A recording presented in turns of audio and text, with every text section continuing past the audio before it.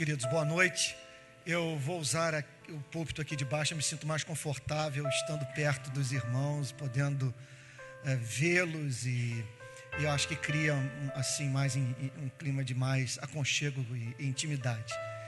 Vou precisar um pouquinho de graça hoje para pregar, porque eu estou praticamente virado, conforme se costuma dizer, porque peguei o voo lá no Rio já meia-noite e tive muita dificuldade com o voo, cadeira muito apertada. Então aí cheguei aqui no aeroporto às 3h30 mais ou menos e 5h30 saí do aeroporto, vim para o hotel, então não consegui dormir. Então estou precisando de graça, mas confiando que o poder se aperfeiçoa na fraqueza e que Deus vai nos abençoar muito.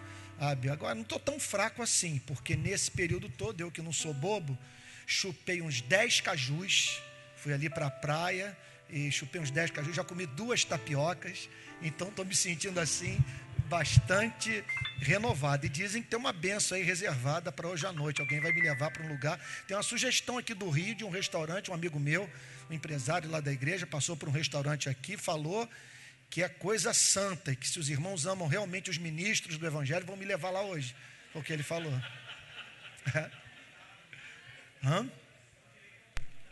Com direito a? Não, eu não bebo, caipirinha não bebo não. Então tá bom, com direito a um convidado. Ok, meus amados irmãos, eu vou pedir que vocês abram a Bíblia no Evangelho de Marcos capítulo 15. A minha intenção nessa noite é de falar sobre a missão da igreja à luz do que a Bíblia fala sobre o funcionamento de toda e qualquer sociedade, tendo como ponto de partida o que ocorreu naquela manhã de sexta-feira, que precipitou na morte de nosso Senhor e Salvador Jesus Cristo. Então me parece que nessa passagem nós encontramos forças que encontram-se sempre em operação e que tornam a nossa vida quase que inviável. É como diz o sociólogo Peter Berg, na sua magnum opus, A Construção Social da Realidade.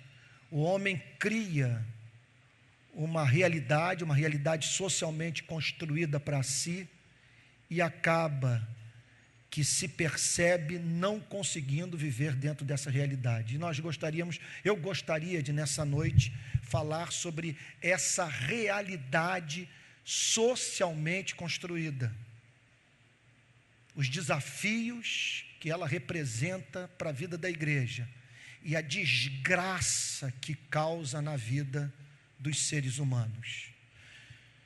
Marcos capítulo 15, versículo 1, todo mundo achou?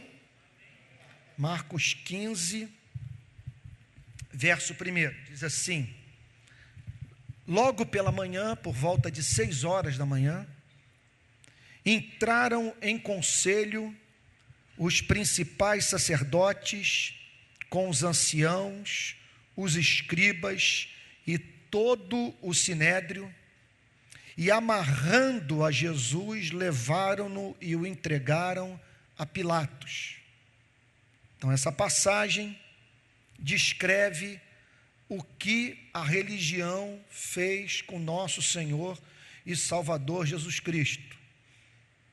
Nós estamos aqui vendo em ação, na perspectiva de matar a Cristo, os responsáveis pela administração do culto no templo, os sacerdotes, os anciãos,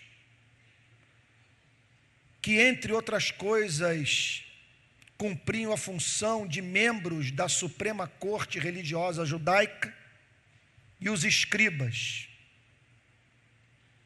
de cuja produção teológica Israel aguardava a fim de obter subsídios para a interpretação do texto do Antigo Testamento. Nós estamos então aqui vendo a elite religiosa judaica a partir do Vaticano de Israel, Jerusalém, focada no propósito de apagar a luz do planeta.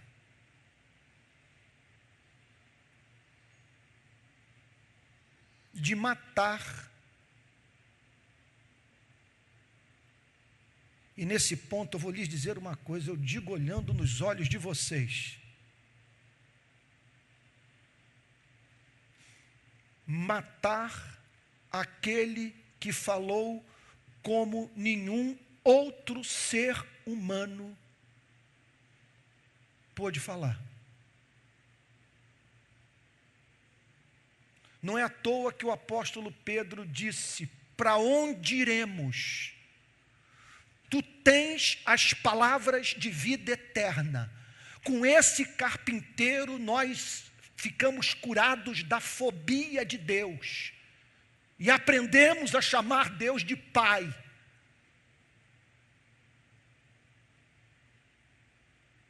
Com a mensagem desse rapaz que morreu com 33 anos, nós tivemos contato com a doçura de Deus.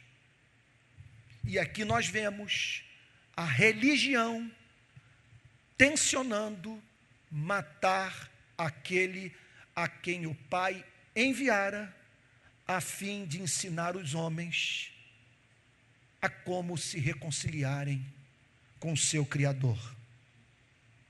E amarrando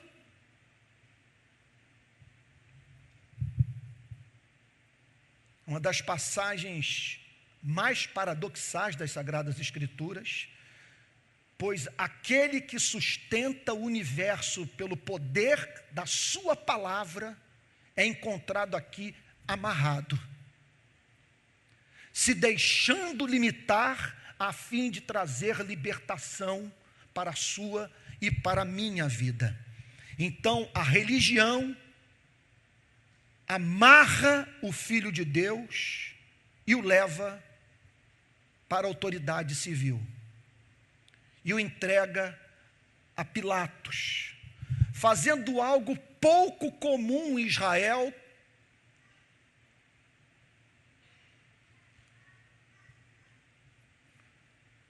o próprio povo de Israel entregando um dos seus para os romanos. Foi o que eles fizeram. E o fizeram porque precisavam da autoridade civil a fim de dar cabo da vida de nosso Senhor e Salvador Jesus Cristo.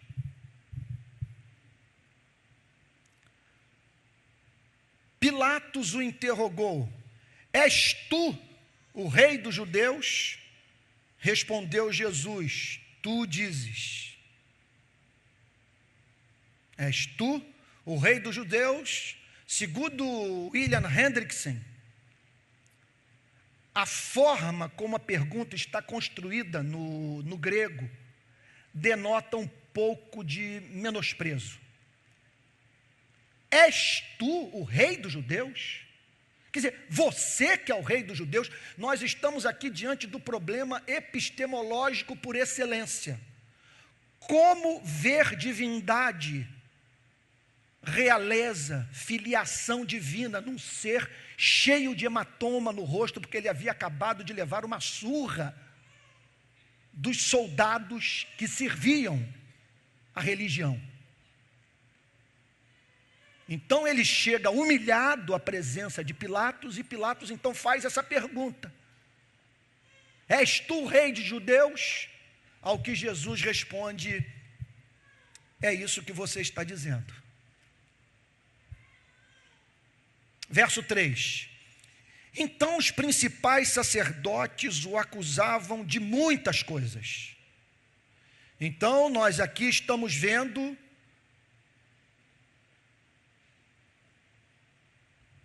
a mentira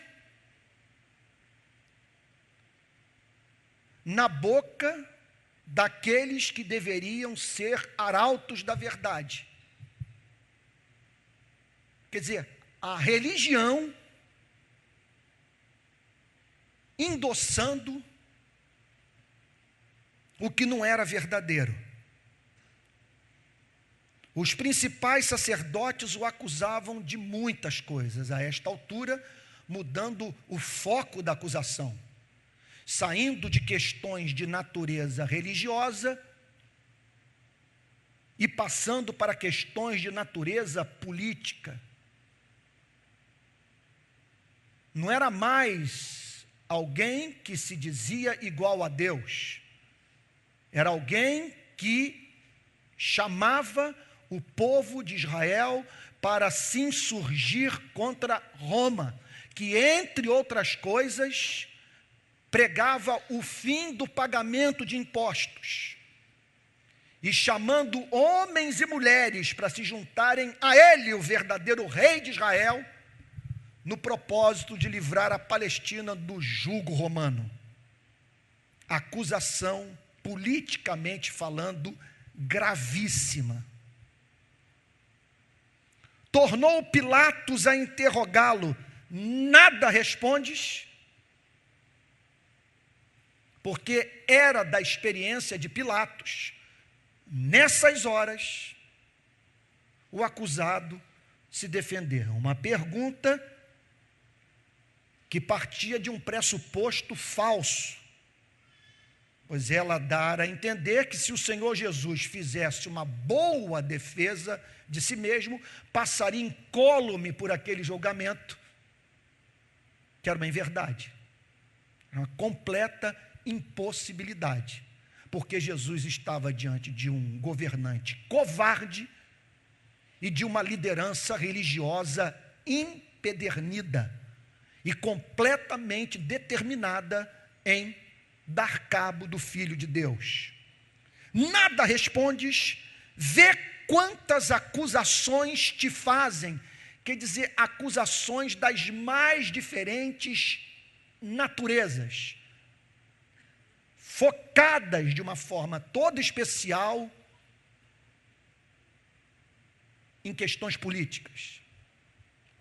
Jesus, porém, não respondeu palavra a ponto de Pilatos muito se admirar. Versículo 6. Ora, por ocasião da festa, por ocasião da Páscoa, era costume soltar ao povo um dos presos. Era uma espécie de dramatização que podia ser usada também para corrigir possíveis injustiças. Por que uma dramatização? Porque a libertação do preso dramatizava aquilo que a Páscoa celebrava, a libertação do povo de Israel, que de modo idêntico escapou de uma terrível prisão no Egito. E uma possível reparação, porque nem todos os que se encontram no sistema prisional, isso vale para qualquer nação, em qualquer era, são culpados por aquilo que lhes foi imputado.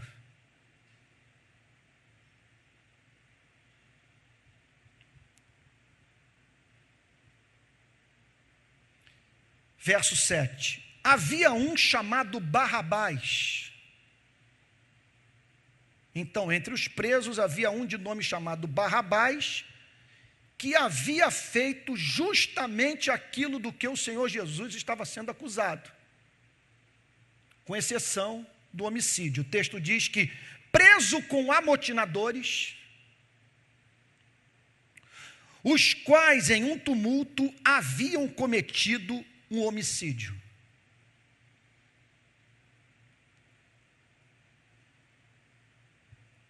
Verso 8. Vindo a multidão, começou a pedir que lhes fizesse como de costume. Então agora nós vemos a multidão se aproximando de Pilatos e pedindo que Pilatos cumprisse, vamos assim dizer, aquela norma cultural. Eles cobraram de Pilatos a libertação de um preso. E Pilatos lhes respondeu dizendo: quereis que eu vos solte o rei dos judeus? Por que Pilatos fez esta pergunta? Quereis que eu vos solte o rei dos judeus? Porque ele queria se fazer valer daquela oportunidade para não precisar matar o Senhor Jesus Cristo. Não era da intenção de Pilatos matar o Senhor Jesus. Qual o motivo? Olha o que a Bíblia diz. Pois ele bem percebia que por inveja os principais sacerdotes lhe haviam entregado. Meu Deus do céu. Eu vou me segurar aqui porque eu vou deixar parte da aplicação para o final da mensagem. Estou usando deliberadamente aqui o método calvinista, puritano de pregação. A primeira parte da mensagem você gasta apenas amealhando munição. Primeiro nós estamos nos familiarizando com o texto, com fatos referentes à morte do nosso Senhor e Salvador Jesus Cristo. Depois nós vamos para a aplicação prática, mas é difícil a gente se conter quando chega num versículo como esse. Mas eu vou me conter. O que o texto está dizendo? Aquelas águias, aqueles malandros, canalhas, cretinos, a liderança religiosa judaica, se aproximou de Pilatos, apresentando um sem número de mentiras, a fim de matar Jesus Cristo através do poder civil, do poder secular. Só que eles se depararam com uma raposa.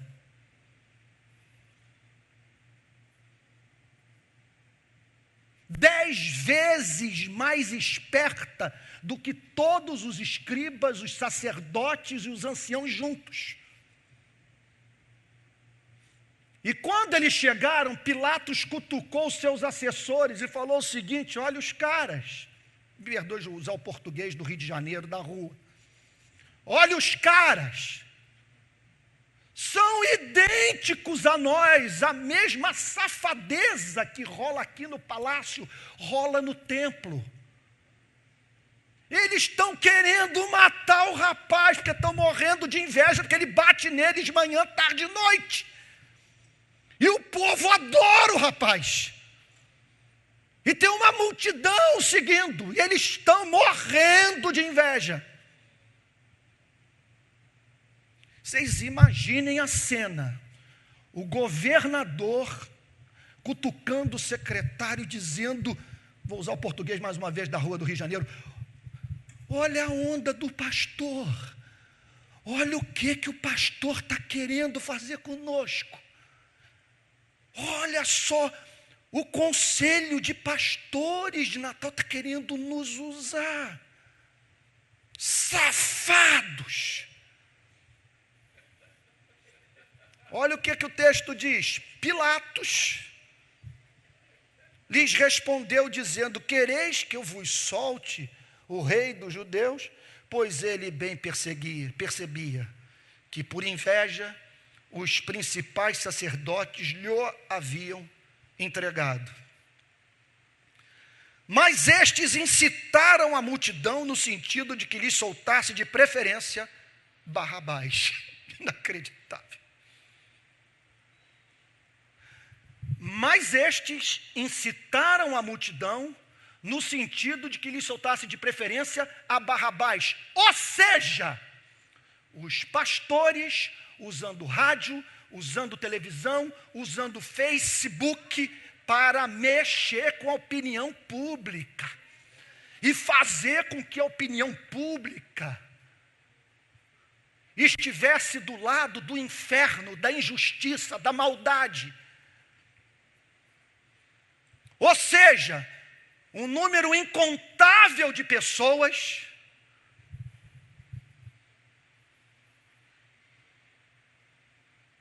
com a sua capacidade, como é que eu poderia dizer, de fazer julgamentos morais, corrompida pela pregação de sacerdotes, anciãos e escribas. Eles conseguiram formar uma opinião pública.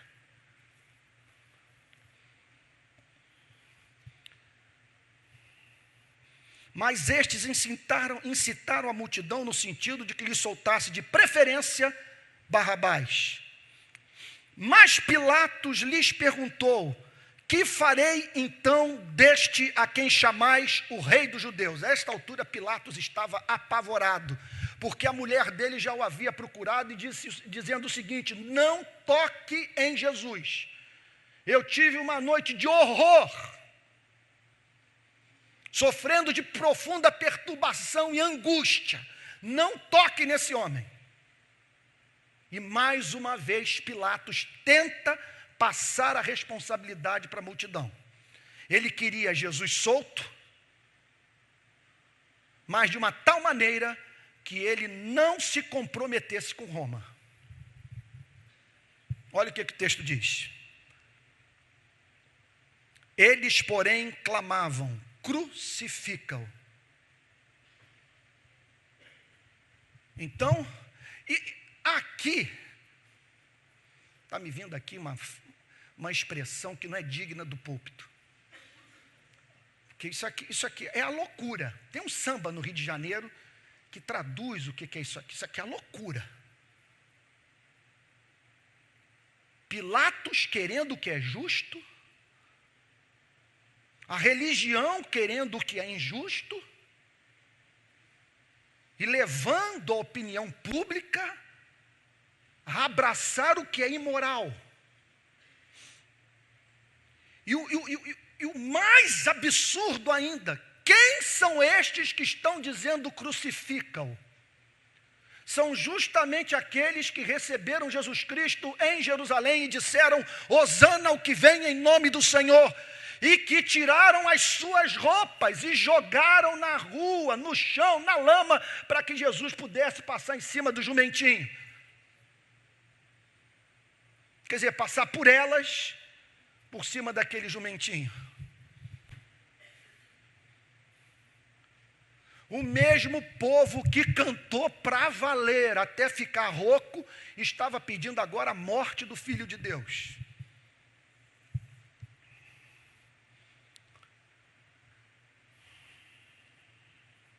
Mas Pilatos lhes disse: que mal fez ele?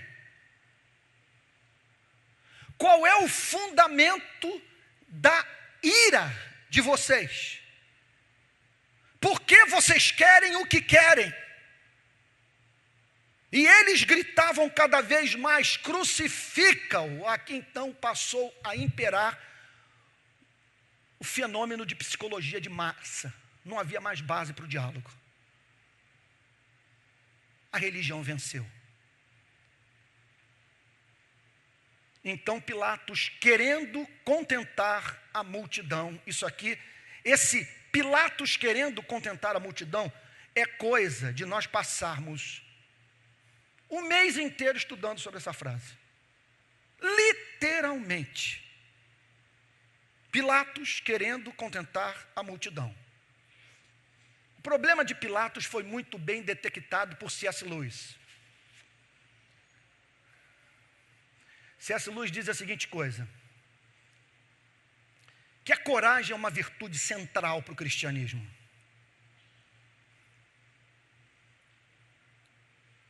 Porque a coragem é a virtude que mantém todas as demais de pé no momento da mais alta prova. E aí ele conclui algo que, se você teme a Deus, isso aqui é coisa de você se ajoelhar e falar: livra-me, Senhor. Uma das declarações mais cortantes.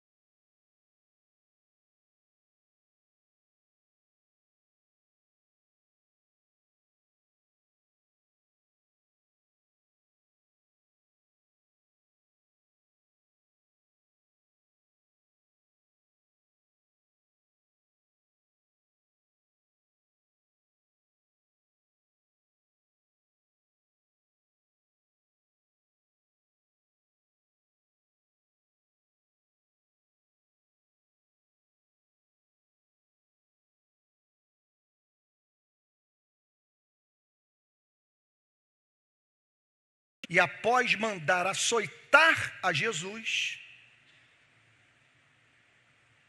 quer dizer, Jesus foi torturado, foi um preso político que teve que parar em Guantánamo.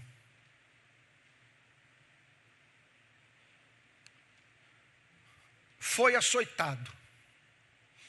O que significou um soldado à direita, um soldado à esquerda, uma vara com uma fita de couro, em cuja ponta levava o chumbo ou pedaço de osso de animal. Um batia da direita, o outro batia da esquerda. Há registros históricos que dão conta de, nessas sessões de tortura, as veias mais profundas aparecerem. E houve caso até mesmo dos órgãos da vítima virem a se tornar expostos. Ou seja, Mel Gibson pode ter exagerado, mas não tanto. Não foi fácil para o nosso Senhor e Salvador Jesus Cristo. Ele foi açoitado e depois entregue para ser crucificado. Em seguida, diz a Bíblia que ele cai nas mãos da PM. Então, os soldados o levaram para dentro do palácio. Ele é levado para dentro do palácio, que é o pretório onde Pilatos se alojava quando estava em Jerusalém.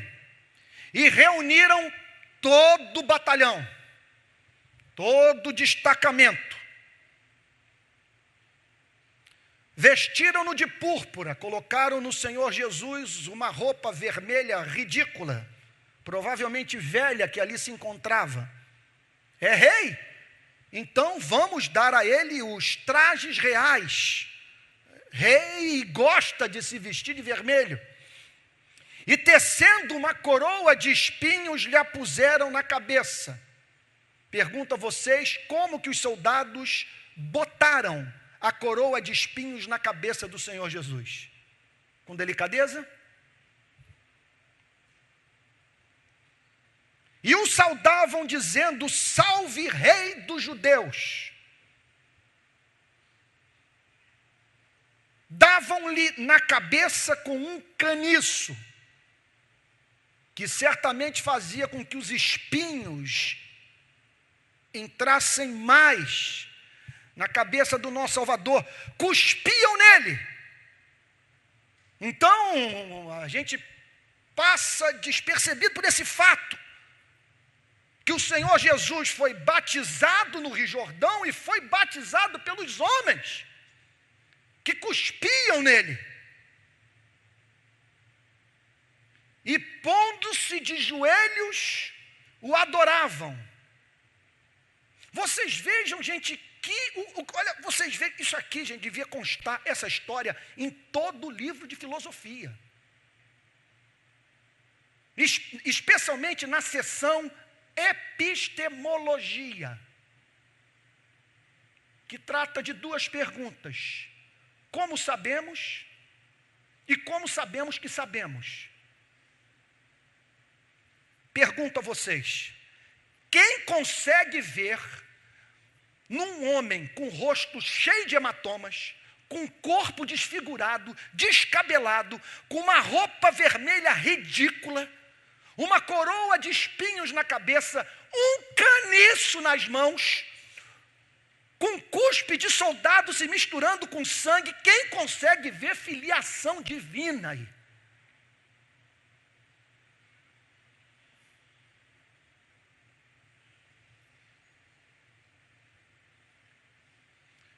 Depois de o terem escarnecido, vocês imaginem o que aconteceu ali. E o que significou esse escarnecimento? E o que ele ouviu? Despiram-lhe a púrpura, ou seja, ele ficou nu.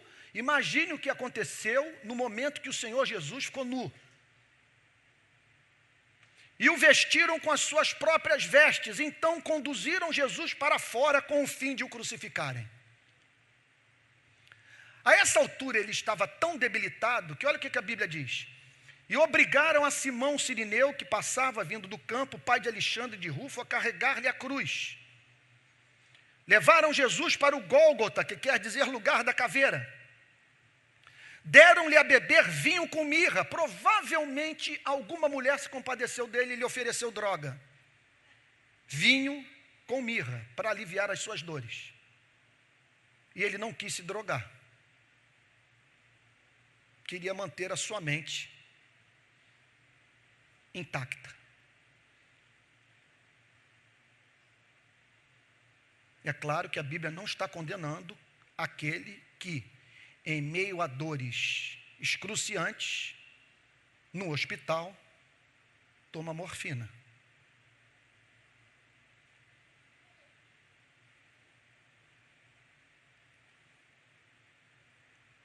O que a Bíblia está dizendo é que o Senhor Jesus recusou.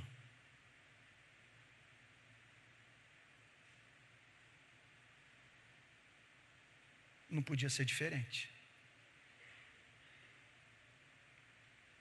Especialmente em razão do que ele haveria de ensinar à humanidade no Calvário.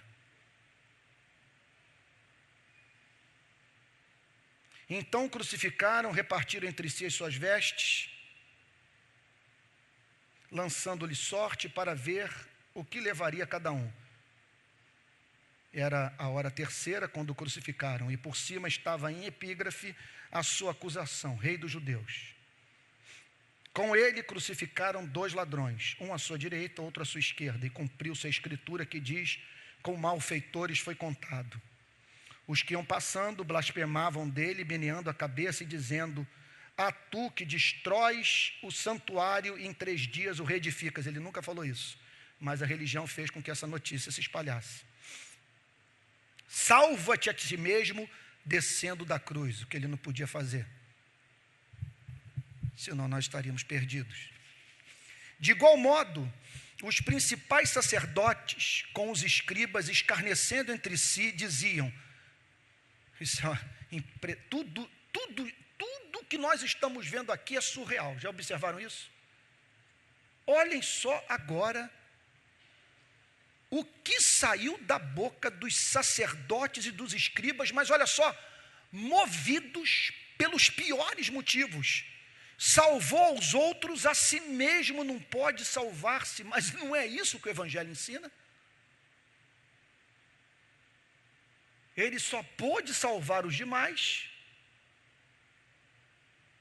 porque recusou-se a salvar a si mesmo. Desça agora da cruz o Cristo, o Rei de Israel, para que vejamos e creiamos. Também os que com ele foram crucificados o insultavam. Gente, o que essa passagem tem a ver com a missão integral? Não há a mínima dúvida de que nessa passagem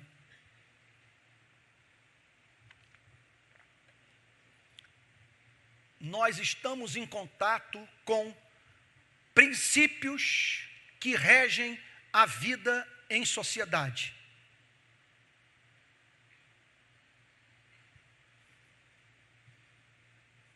E o que as instituições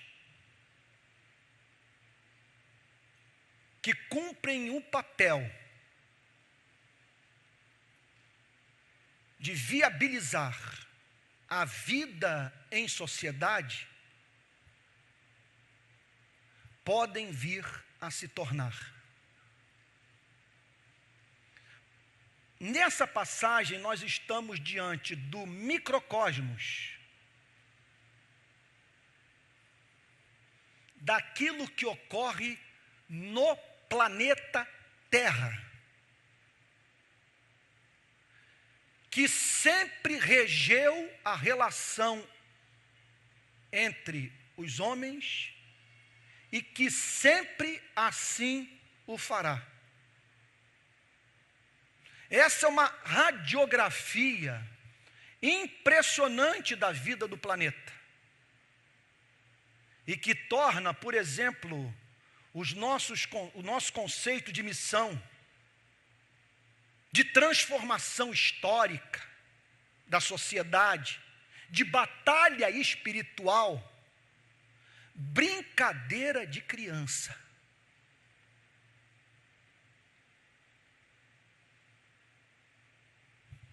Nós estamos lidando com algo assustador.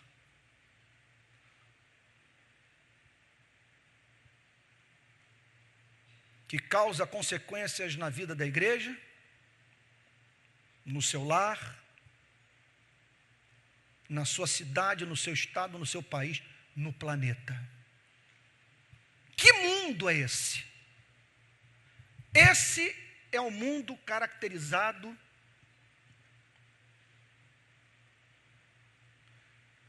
pelo fato de a religião botar na boca de Deus o que Deus nunca falou. Esse é o primeiro fato que emerge, que essa passagem ensina para você e para mim. O maior inimigo do Evangelho não é aquele que poderíamos considerar por representar, em termos intelectuais, o exato oposto daquilo que o Evangelho ensina. O Evangelho parte da pressuposição que este mundo tem o Criador. Então poderíamos julgar que o exato oposto do Evangelho, consistindo assim no seu maior inimigo é o ateísmo. Engana-se. O maior inimigo do Evangelho chama-se religião. E aqui nós estamos vendo homens de alma religiosa como você e eu, envolvidos no plano de matar o Salvador do mundo, Filho de Deus, o lírio dos vales, a estrela da manhã. Isso é algo assustador. Segundo fato que nos chama a atenção nessa passagem: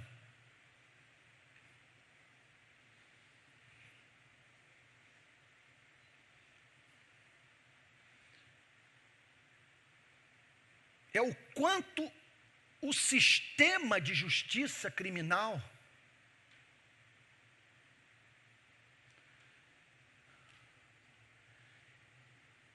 é capaz de legitimar os maiores absurdos. Aqui está o Senhor Jesus sendo preso sem o direito de defesa, sem quem o defendesse. Aqui você não encontra o contraditório, não há cariação, não há defensoria pública em ação.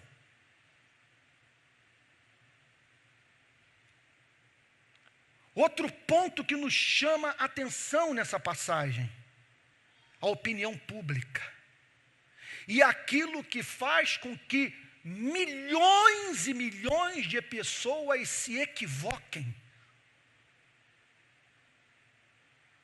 O que leva tanta gente ao mesmo tempo a acreditar na mentira?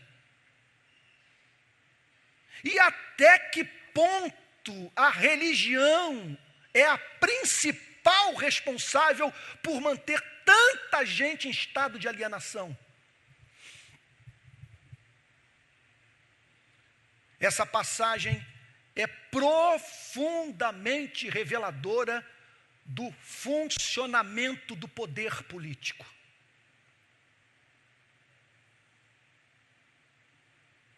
O que nós vemos aqui, e é óbvio que isso pode acontecer mesmo em regimes democráticos, o que de certa forma é pior ainda, porque você tem a maldade legitimada pela democracia. O que nós vemos aqui? A autoridade pública preocupada com a sua perpetuação no poder, preocupada com a opinião pública, preocupada em salvar a própria pele. Essa passagem descreve o funcionamento da cabeça da classe governante. Como que a mente do político trabalha. Pilatos sabia da inocência do Senhor Jesus, mas estava mais preocupado com o poder.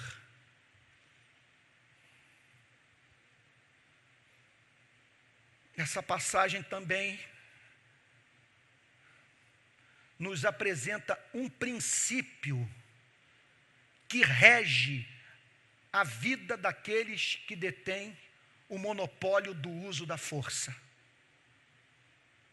Esses homens estão manhã, tarde e noite expostos à tentação do abuso de poder,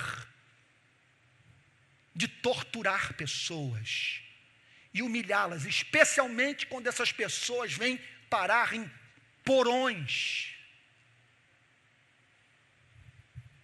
de tortura física e psicológica.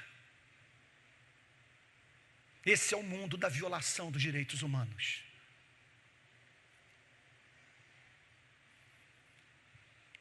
Irmãos amados, em nome de Jesus, eu estou forçando a barra? Eu estou forçando o texto? Por favor, para que nós possamos sair daqui agora e ir para a aplicação prática e orar. É muito importante que nesse ponto da mensagem os irmãos possam dizer comigo se é que estão certos disso. O pastor Antônio Carlos não está forçando a barra.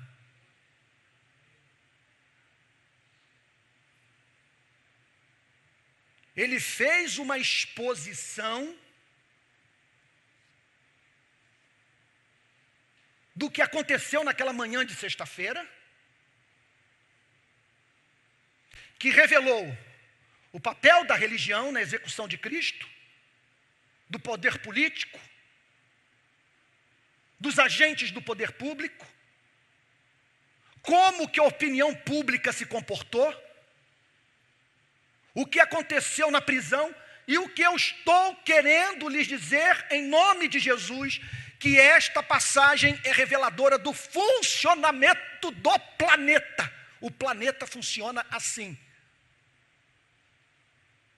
E o que eu gostaria de ver com vocês, na parte prática, quer dizer, aplicativa da minha mensagem, é como que a igreja deve lidar com esse mundo. Primeiro lugar, se você é crente, você vai orar pela vinda de Cristo. Você vai sentir o que o meu concunhado Fabiano experimentou quando nós estávamos na casa do meu sogro, numa cidade do Rio de Janeiro chamada Arraial do Cabo. Estávamos passando férias ou feriado, chegou a notícia que o irmão do meu concunhado havia morrido num acidente de trânsito nos Estados Unidos. A notícia começou a correr pela casa. Nisso, meu sogro se viu diante da incumbência de ter que dizer para o meu concunhado, uma pessoa amável, quem eu amo muito, que o seu único irmão, ele tem uma irmã, mas seu irmão, que estava estudando nos Estados Unidos, um jovem cheio de vida, havia acabado de morrer. Eu me lembro da cena do meu sogro se aproximando, meu concunhado sentado na cozinha, ele numa cadeira, a mesa comprida, e eu, quando vi o meu sogro chegando, eu me posicionei à direita do meu cunhado, ele sentado, eu em pé, meu sogro chegando. Jamais vou me esquecer da cena. O meu sogro dando a notícia, eu me agarrando no pescoço do Fabiano, meu concunhado, e ele dizendo uma única frase: volta logo, Jesus. Se você é crente, você anseia pelo fim do mundo. Se me fosse anunciado o fim do mundo amanhã, eu infartaria de alegria. Volta logo, Jesus. Volta logo, Jesus. E a volta de Jesus é uma exigência da razão esclarecida pelo Evangelho. Se eu creio num Deus santo, eu sou levado a crer que haverá um fim para esse planeta. Que Deus vai intervir e que toda língua confessará, todo joelho se dobrará, que Jesus Cristo é o Senhor. Gente, isso é exigência da razão. Se Deus é santo, haverá um fim para esse planeta. Não vão ficar surgindo Adolf Hitlers ad eternum. Não vai, não vai e não vai. Não vai, porque Ele é santo, santo, santo. E anuncia na sua palavra que homens e mulheres vão ter que comparecer diante do seu tribunal. Então, lidar com esse mundo, se você não é um idiota completo, trancado em 4 paredes da igreja, não lê jornal, não põe pé em favela, não sabe o que está acontecendo nas prisões, como que funciona a Assembleia Legislativa do seu estado, você não vai se angustiar. Mas se você é crente e conhece esse mundo, você vai passar por crise de depressão. Você vai chorar sobre Jerusalém. E se o Brasil não traz lágrimas a você, você precisa fazer um autoexame e saber se você se converteu ou não. Esse é um mundo que perturba. Toda hora, quase que o dia inteiro, eu me pego dizendo para mim mesmo: Pai, que mundo! Que mundo!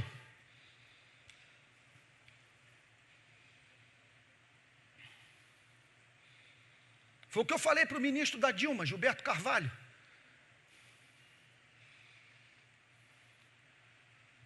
Marcou uma reunião no Rio de Janeiro para conversar com os movimentos sociais que estavam se posicionando contra a Copa do Mundo, entre eles o meu.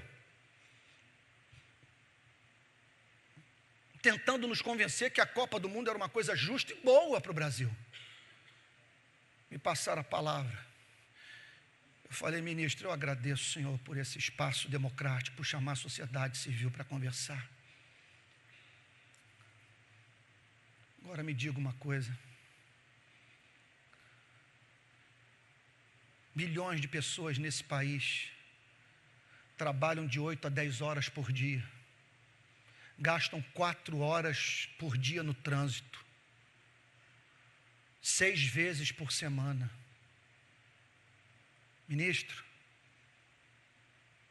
essas pessoas têm o transporte descontado do seu salário e não têm direito à assistência médica. Recebem no final do mês R$740, ministro.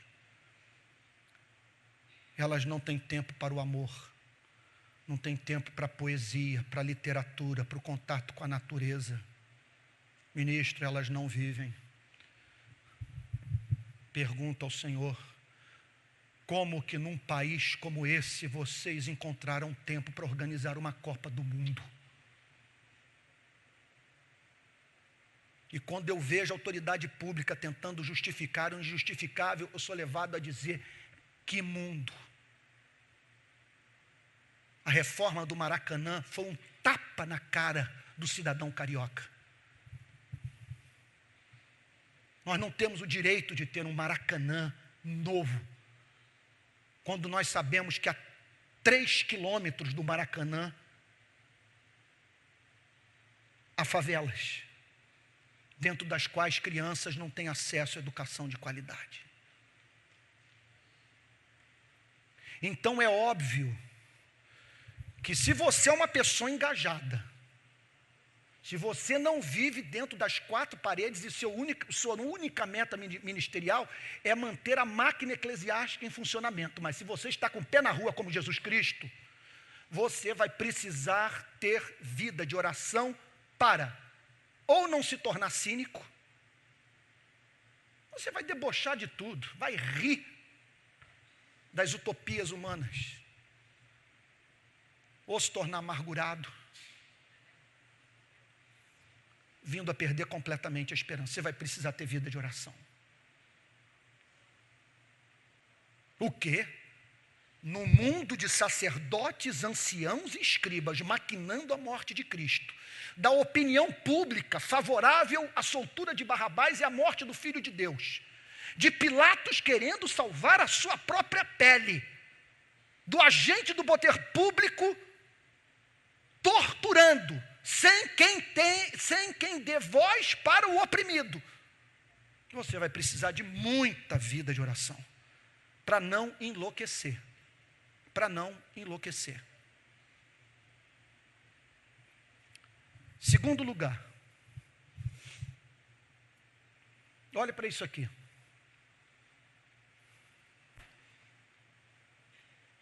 Olhe para a sua vida, para a minha vida, para o que tudo isso representa. Que eu posso lhes dizer que isso aqui é um perigo.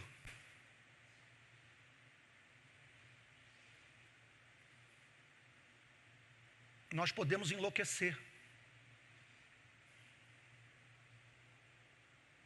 E inconscientemente estarmos envolvidos na missão de matar o Filho de Deus, de destruir o Evangelho. E o pior, se chegamos à conclusão que a nossa igreja, a nossa denominação, o nosso movimento, a missão integral no Brasil,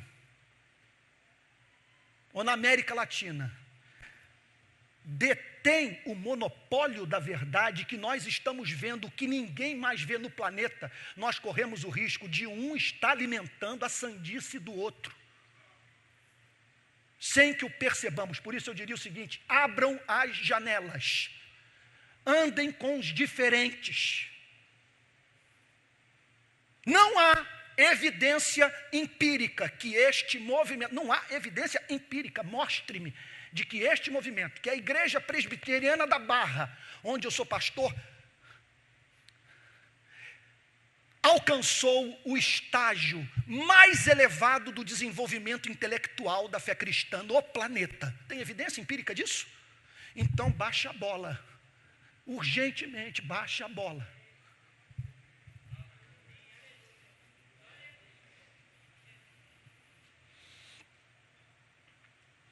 E procure estar aberto até mesmo para aquilo que a graça comum está fazendo entre os incrédulos. Hoje,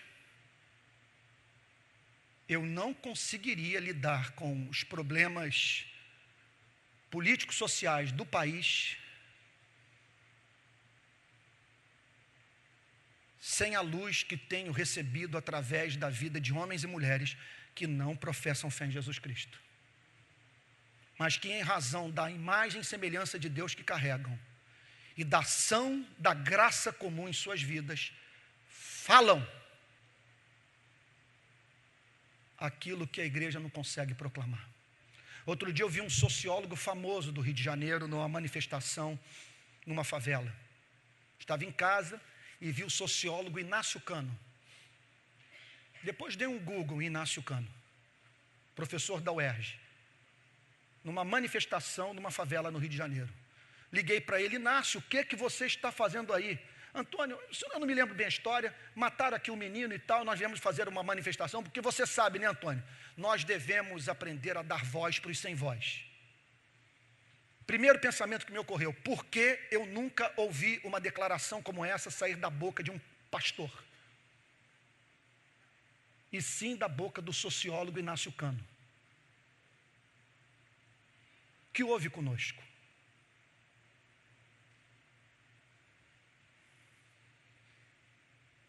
Outro ponto que nós temos que reavaliar: a nossa relação com a autoridade pública. Nós não podemos lidar com Pilatos como se estivéssemos diante do anjo do Senhor. Pilatos é um homem que defeca, urina, tem que fazer exame de próstata. Sabe, o batimento cardíaco dele é sustentado por Jeová, o nosso Deus. É um vapor. O avião cai e acabar nos seus sonhos.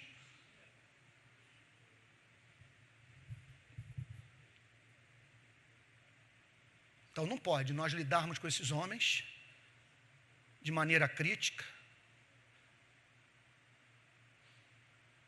parando o culto, para ver a autoridade pública que não acredita em Jesus Cristo falando sobre Deus. E não há nada mais insuportável do que ouvir uma pessoa que não nasceu de novo falando sobre aquilo que não crê. Quando começa aquele papo de o grande arquiteto do universo, dá vontade de vomitar.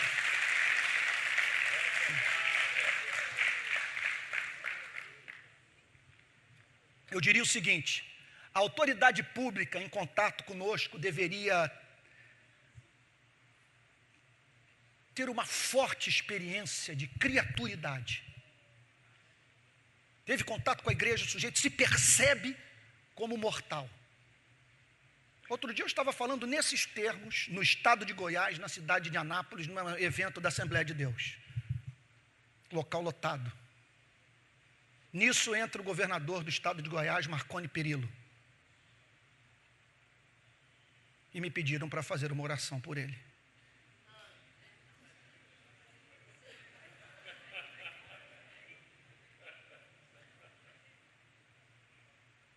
Bom,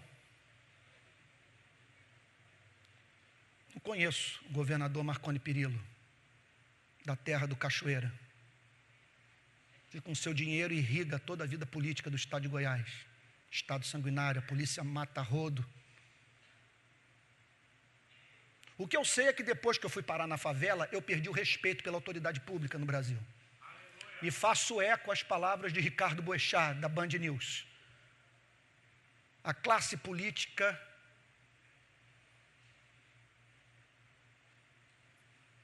é o que de pior existe na sociedade brasileira. A corja, bandidos.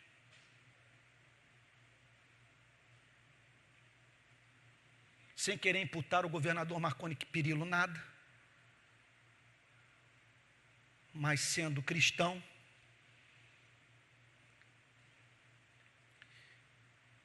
e vivendo no universo onde eu só conheço um ser diante do qual os meus joelhos tremem e caem no chão. Não venha me pedir para eu adorar qualquer outro, porque na Bíblia está escrito: ao Senhor teu Deus adorarás e só a Ele darás culto, porque só Ele é santo, santo, santo. Aí orei: Senhor, ajude o governador do estado de Goiás a governar este povo como quem sabe que terá que prestar contas ao justo juiz do universo. O que não pode é o conselho de pastores procurar o governador cutucar o assessor e falar. Está me vindo palavra que eu não devo usar no púlpito. Olha essa cambada. Olha lá, olha para a gola clerical daquele lá, olha a gravata daquele safado, olha o Rolex pendurado no pulso. Aí o assessor dizia: pastor, ele chegou num carrão do ano aí, uma BMW, e tem até segurança. Pilatos dizia para os seus assessores, idênticos a nós. Esses dias eu falei sobre isso, sobre essa independência que nós temos que ter com relação ao poder público, em João Pessoa, na Paraíba. Um pastor me chamou num canto e disse o seguinte: olha, eu quero lhe contar uma história que foi vivida por mim, e você pode dizer para todo mundo que quem viveu fui eu. Havia um ministro da Dilma na minha igreja, membro da minha igreja, e que resolveu dar um almoço para a presidente Dilma, no qual ele queria que a presidente Dilma conhecesse o seu pastor, que sou eu. Aí chegou o ponto do almoço que a presidente Dilma foi apresentada a mim. E ela me fez, logo no início da conversa, algumas perguntas. Pastor, o que é um pastor? Como é que eu posso saber que o Senhor é do bem? Como é que eu posso saber que o Senhor não é igual a pastor fulano de tal? Não vou mencionar o nome. Pastor, outra pergunta: por que pastor fulano de tal prega tão bravo?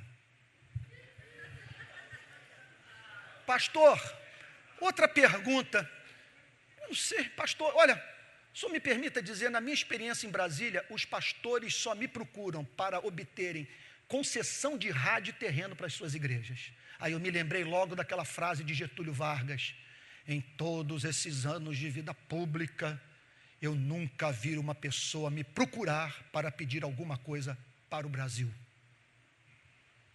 Agora, quando isso é feito por pastores, gente,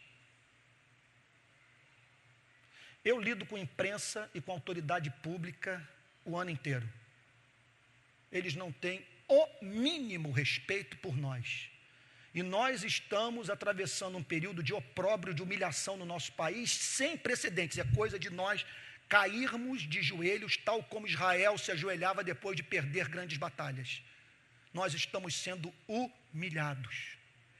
Quando um pastor vai para a internet para fazer deboche com a presidente da República pelo Twitter, é porque nós chegamos no fim do poço. E ninguém se levanta para denunciar. Os muçulmanos estão se levantando em várias partes do planeta para condenar o Estado Islâmico. Está chegando a hora de nós começarmos, no nosso país, a dar nome aos bois, sob pena de nós perdermos a credibilidade e todos dizerem que somos farinha do mesmo saco.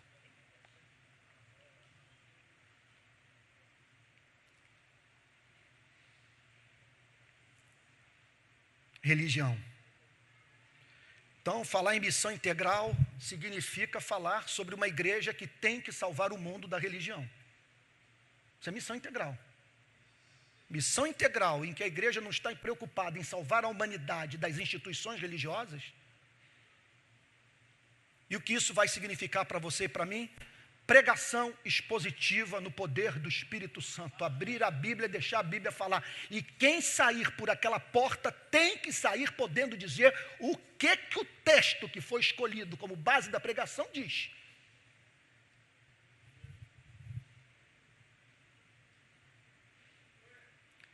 Esse é um mundo no qual pessoas estão injustamente presas. E nós temos que nos preocupar com isso. Como diz Nelson Mandela, conhece-se a saúde da democracia de um povo pelo modo como trata os seus prisioneiros. E nesse ponto o nosso país é uma lástima. São quase 600 mil brasileiros perecendo em campo de concentração.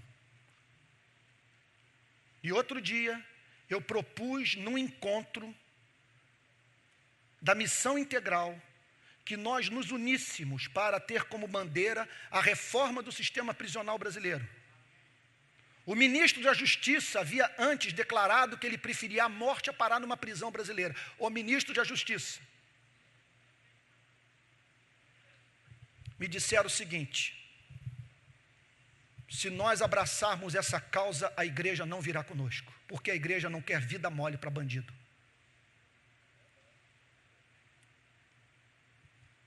É a típica mentalidade de classe média.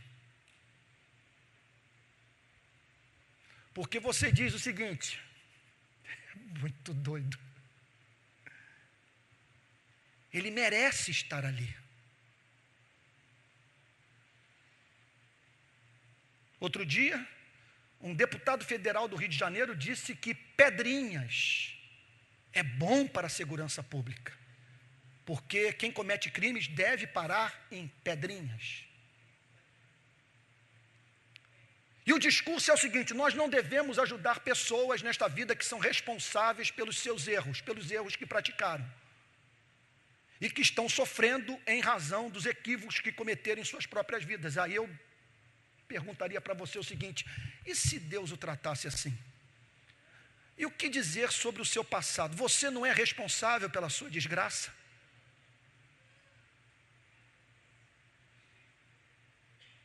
E outro ponto.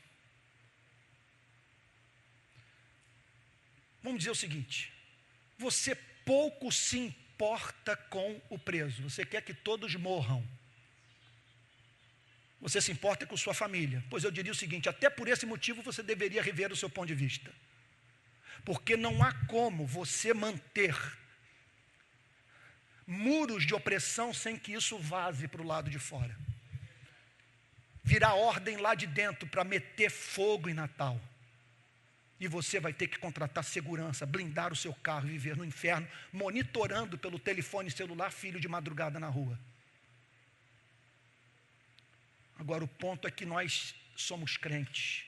Nós servimos aquele que faz a chuva cair sobre justos e injustos. Nós servimos aquele que salvou o que estava morrendo na cruz.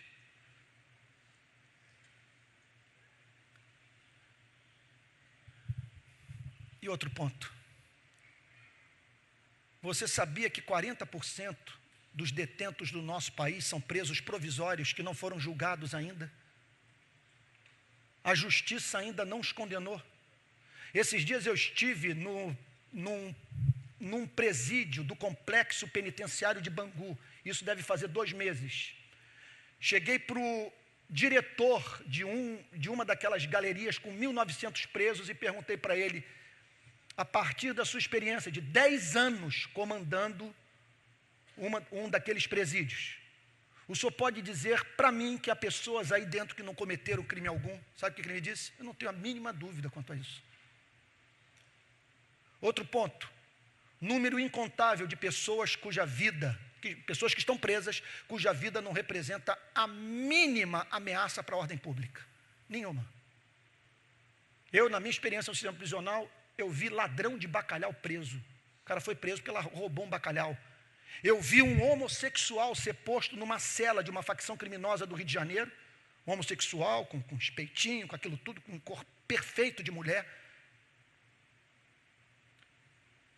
E foi preso porque jogou pedra no carro em razão de ter sido insultado por alguém que o chamou daquela forma pejorativa, mediante a qual pessoas se dirigem a homossexuais. E na minha experiência no sistema prisional do Rio de Janeiro, eu vi muita gente que fez o vergonhoso e que quer mudar de vida.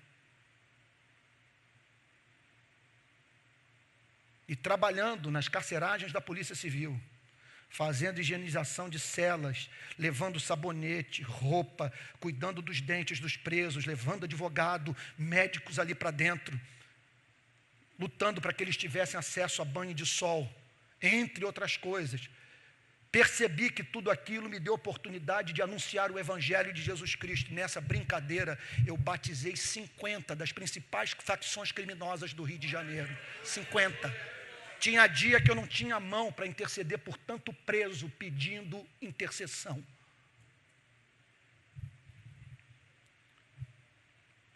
Nós falamos aqui sobre opinião pública.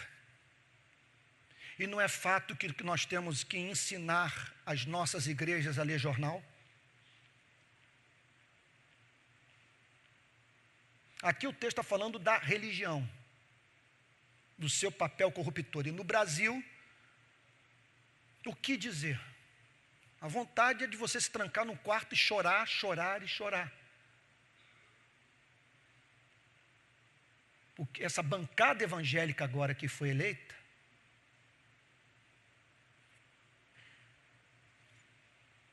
vai representar mais um duro golpe na nossa reputação, porque haverão de propor o que de mais reacionário, retrógrado se possa conceber.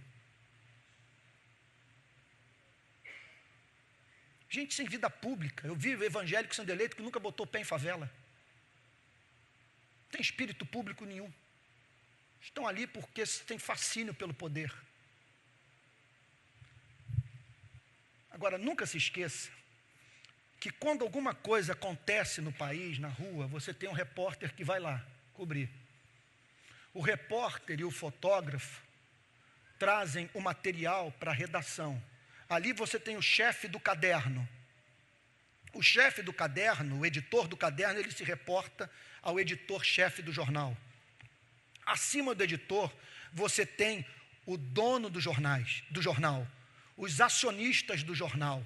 E você tem o Bradesco, você tem o Itaú, você tem o governo do município, o governo do estado, você tem a União, você tem o Banco do Brasil. E mais, você tem o agronegócio, você tem as Casas Bahia, Ricardo Eletro, você tem aqueles que pagam o salário dos jornalistas. É inconcebível democracia sem imprensa. Eu sou eterno devedor ao trabalho dos meios de comunicação brasileiros, que tem dado voz a nós, do Rio de Paz. Fazemos manifestações pequenas que ganham as primeiras páginas dos jornais do Brasil inteiro.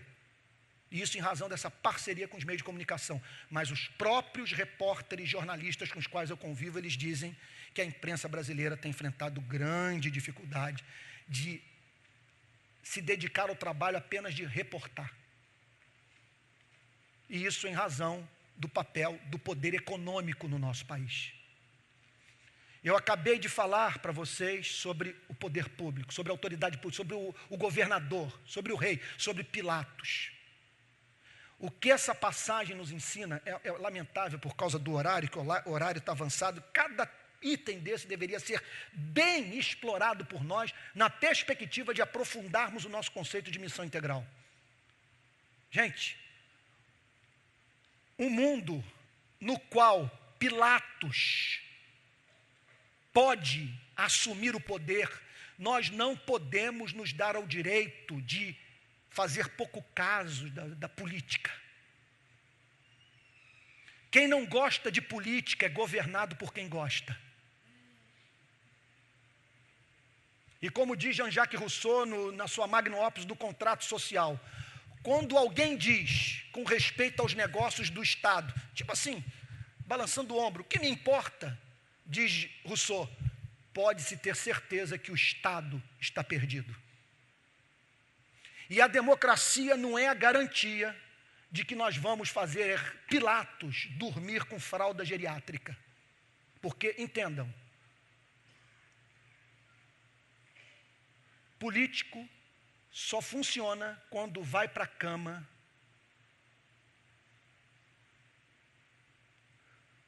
dormir apavorado com a reação do povo. Nas manifestações do ano passado, Eu estava em Brasília, eu estava no Congresso Nacional, eu vi o senador Pedro Simon dizer para mim, eu nunca vi o Congresso Nacional trabalhar desse jeito. Em todos esses anos de vida pública, esse é o Congresso que eu sempre sonhei. Presidente Dilma apavorada, estavam todos em estado de perplexidade, porque o Brasil foi para a rua, e pedindo o que era justo.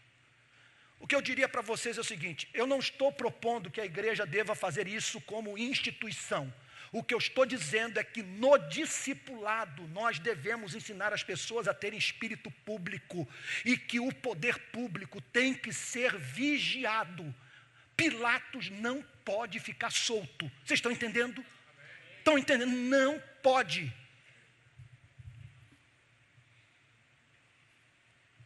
E o que falar da polícia? O que a polícia fez com Jesus? Vocês acham um horror o que foi feito com Cristo? As 2 sessões de tortura, cusparada, murro na cara, os açoites, foi um horror, o deboche, o escárnio, foi um horror. Só que o que fizeram com Jesus Cristo acontece no nosso país manhã, tarde e noite. Isso aqui se chama violação dos direitos humanos. Eu espero, olha aí gente, antes de eu morrer, ver compromisso com a defesa dos direitos humanos se tornar algo mais importante do que pornografia no conceito de espiritualidade do povo evangélico brasileiro. Não estou dizendo que pornografia seja bom para a alma, é perda de tempo, porque cedo ou tarde o contato com esse tipo de imagem vai levá-lo a realizar suas fantasias, destruir sua reputação, roubar sua paz.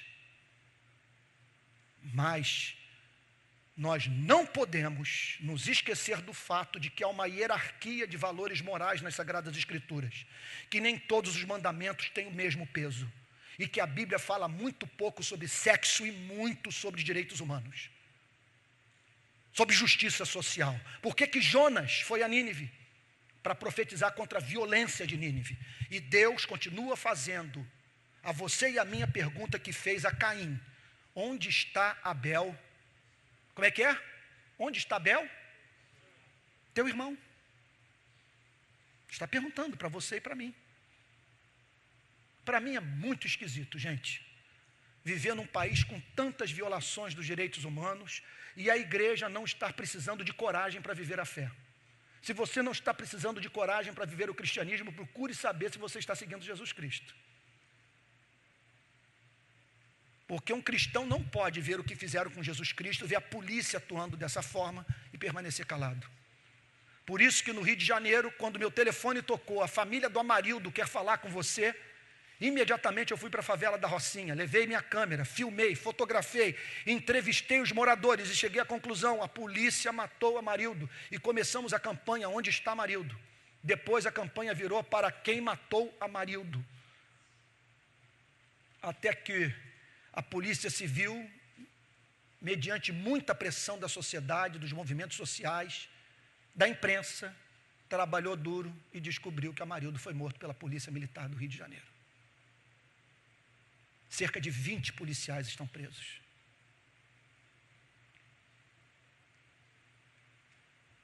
É claro que eu não estou apresentando o lado completo da questão, eu sou filho de policial. Ontem morreu um policial no Rio de Janeiro, mais um policial baleado. E que essa polícia é usada, é pouco valorizada, é lançada às feras. Mas é uma polícia que mata muito. Só no Rio de Janeiro, no governo Cabral, foram mais de 5.500 autos de resistência. Mais de 5.500 pessoas que morreram em confronto com a polícia. Na minha experiência de campo, eu posso garantir para vocês que a maior parte dessas mortes foram execuções. Tiro a queima-roupa. Ou seja, a pessoa poderia ter sido levada para a delegacia de polícia. Então, eu concluo dizendo o seguinte: esse é o mundo no qual nós vivemos. A religião botando na boca de Deus o que Deus nunca falou, Pilatos querendo se perpetuar no poder, a opinião pública sendo manipulada e abraçando o que é injusto. É um mundo de tortura na prisão, de abuso de poder, de violação dos direitos humanos. Nós precisamos, gente, para viver nesse mundo, de uma igreja pentecostal, cheia do Espírito Santo, antenada, que tem a Bíblia em uma de suas mãos e o jornal na outra, uma igreja corajosa, uma igreja que desperte os seus membros para a vida pública, que os discipule, a fim de que não seja predominantemente assim. Transformar isso aqui no Éden, eu não tenho fé para isso. Mas não precisa ser tão ruim quanto é. E graças a Deus por aqueles que um dia acreditaram assim. Na década de 60, se eu fizesse o que eu estou fazendo hoje, as minhas manifestações de rua, eu seria morto. Outro dia eu estava numa manifestação, um voluntário nosso virou-se para mim e disse o seguinte: poxa, Antônio, é muito interessante agora eu me ver do outro lado. Eu falei, como assim me ver do outro lado? Porque ele tem uma certa idade. Ele já deve ter uns 75 anos. É membro lá da minha igreja. Ele falou, porque na década de 60 eu servia nas Forças Armadas, na aeronáutica. E eu era enviado pela aeronáutica para vir aqui, para esse mesmo lugar. Nós estávamos na Assembleia Legislativa do Rio de Janeiro, na rua, na praça, ali no centro da cidade, perto das barcas. E a ordem do quartel era para descer o fogo nos manifestantes. E aí depois ele falou uma coisa assustadora. E eu me lembro dos meus companheiros voltando para a base aérea,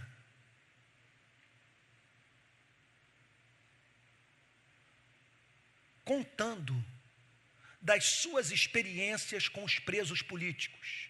E como que eles colocavam os militantes políticos no avião, decolavam e os jogavam vivos no Oceano Atlântico. E ele disse ainda mais, e pastor, quando eles voltavam para a base aérea, eles morriam de rir, descrevendo o desespero do preso político para preservar a sua vida. Graças a Deus por aqueles que lutaram pela democracia no nosso país. De maneira que transformar num Éden, a Bíblia não nos dá essa esperança. Mas curas substanciais, conforme dizia Francis Schaeffer, avanços podem ocorrer, mas desde que deixemos de ver a igreja como um hospital e passemos a ver a igreja como um exército de gente intrépida, corajosa, bons soldados de Cristo, e que com inteligência, ousadia, fome e sede de justiça, no poder do Espírito Santo, confrontam os que estão torturando, confrontam Herodes, ajudam a multidão a conhecer a verdade, e passam dia após dia a igreja em revisão, para saber se nós não transformamos isso aqui naquilo lá. Igreja reformada, sempre se reformando, sempre avaliando. Lá na igreja eu costumo dizer, desconfiem de mim, eu posso enlouquecer. E no Brasil não há ortodoxia que resista a uma amante na vida do pastor. Ele se apaixona por uma mulher fora do casamento, ele muda a sua teologia, passa a pregar o que nunca pregou. Então vigiem. Sou filho de Adão. Bíblia aberta o tempo todo. Então esse é o mundo que vivemos. Mas dá para ser sal da terra e luz do mundo. Vamos ficar de pé.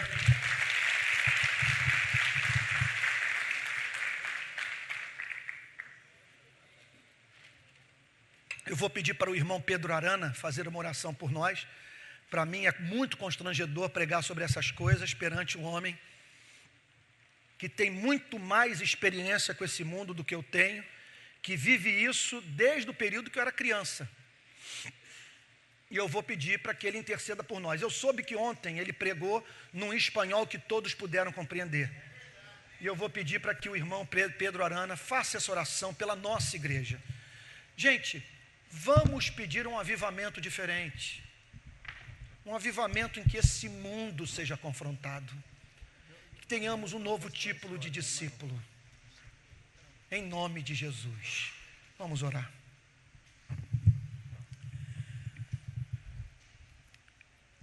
Amado Padre Celestial, Nosso Pai Celestial amado, te damos gracias en esta noche te agradecemos, Senhor, nesta noite. porque hemos escuchado tu palabra. Temos ouvido Tua palavra. Tú nos has hablado a través de tu siervo O Senhor tem nos hablado pelo Teu servo, por el poder del Espíritu Santo. pelo poder do Espírito Santo. Amado Señor, te queremos suplicar Senhor amado, nós pedimos nesta noite, que no seamos solamente oidores, não só sejamos ouvidores da palavra, sino hacedores de la misma. senão também que vamos ser fazedores da mesma. Señor, tú tienes diferentes dones en tu iglesia. Na Tua igreja, Senhor, você tem muitos dons. Tú llamas hombres y mujeres para hacer tu voluntad. O Senhor chama homens e mulheres para fazer Sua vontade. Queremos suplicarte Oramos, Senhor, que tú nos hagas dóciles a tu llamado, que possamos ser sensíveis a Teu chamado, que podamos responderte con fe, que possamos responder-te com fé, que tú nos des todo lo que nos falta, que tudo o que precisamos, Senhor, venha de Ti, pero que pongamos nuestras vidas en tu altar. para que nossa vida seja colocada para a Tua vontade. Señor, te rogamos que podamos dar un testimonio digno del Evangelio, Oramos, Senhor, para que possamos ser um testemunho vivo do Evangelho. que tu iglesia aquí en Brasil Que Tua igreja aqui no Brasil reciba una visitación especial receba uma visitação especial del Espíritu Santo. do Espírito Santo. Y esto que te pedimos juntos, y esto que te pedimos juntos, Oramos juntos, Senhor, e te pedimos también por la iglesia en Perú. também pela igreja no Peru. Te rogamos que tú nos visites con el poder de tu Espíritu Pedimos que o Senhor nos visite com o poder do Espírito y que tu palabra sea la que nos dirija. e que a Tua palavra seja quem sempre nos dirige. Señor, tenemos tantos problemas en común, Senhor, temos tantos problemas em comum, como hemos escuchado, este es el mundo en el cual vivimos, como temos escutado, este é o mundo em que estamos vivendo. pero en este mundo tú estás presente. Pero neste mundo o Senhor está presente. Tu iglesia está en este mundo Tua igreja está neste mundo y en toda su debilidad tú tienes el poder y la gracia e o Senhor tem o poder e a graça suficiente en medio de su debilidad. no meio da sua própria fraqueza. Amado Señor, Nosso Deus escucha nuestra amado, oración escuta nossa oração, por amor de Jesucristo nuestro Señor. pelo amor de Jesus, nosso Senhor. Amén. Amém.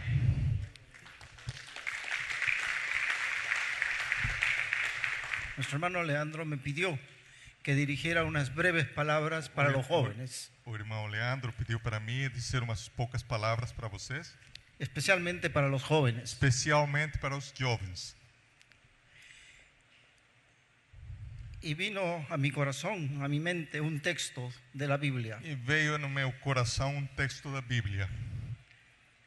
Y todo lo que hagamos, Tudo o que façamos, sea de palabra o de obra, seja de palavra ou de obra, hagámoslo para la gloria de Dios. seja feito para a glória de Deus. Hemos escuchado en estos días la importancia Temos ouvido da importância de proclamar la palabra de Dios. de proclamar a palavra de Deus. Yo los invito a que comencemos un estudio serio de la Biblia. Meu convite para vocês é que comecemos um estudo sério da Bíblia. Creo que una de las cosas más tristes de la iglesia en América Latina, Acho que uma das coisas mais tristes da igreja na América Latina, que escuchamos muchos testimonios buenos, escutamos muitos bons testemunhos, escuchamos muchas historias, também muitas histórias, pero pocas veces se predica sobre el texto que se lee. mas poucas vezes é pregado o texto que está sendo lido. Y si no se entiende el texto, E se o texto não é entendido, tampoco se puede aplicar não é possível aplicá-lo para el contexto en el cual vivimos. para o contexto em que estamos vivendo. Nosotros creemos que necesitamos más la palabra de Dios Nós acreditamos que precisamos mais da palavra de Deus y que oremos los unos por los otros. e que precisamos também orar uns pelos outros. La oración marca nuestra Oración. dependencia de Dios. A oração marca a nossa dependência de Deus. Lo que estamos encargados para hacer en este mundo O que é está- nossa responsabilidade para fazer no mundo necesita el poder de Dios. precisa do poder de Deus. El Señor Jesús dijo, sin mí nada podéis hacer. O Senhor Jesus falou: separados de mim nada podeis fazer. Pero hacemos muchas cosas Mas, separados de Él. mas a verdade, fazemos muita coisa separados dele. Yo entiendo que lo que quiere decir es, sin mí, nada que tenga la aprobación de Dios y el poder de Dios pueden hacer. Minha compreensão é: se não estou com vocês, nada que tenha o poder de Deus pode ser feito. Nada que tenga valor eterno, Nada que tenha valor eterno. nada que perdure más allá del tiempo. Nada que permaneça além do tempo. Entonces, dependemos de Jesucristo, del poder del Espíritu Santo, Então vamos depender de Jesus Cristo, do poder do Espírito Santo, y todo para la gloria de e Dios. tudo para a glória de Deus. Amén. Amém.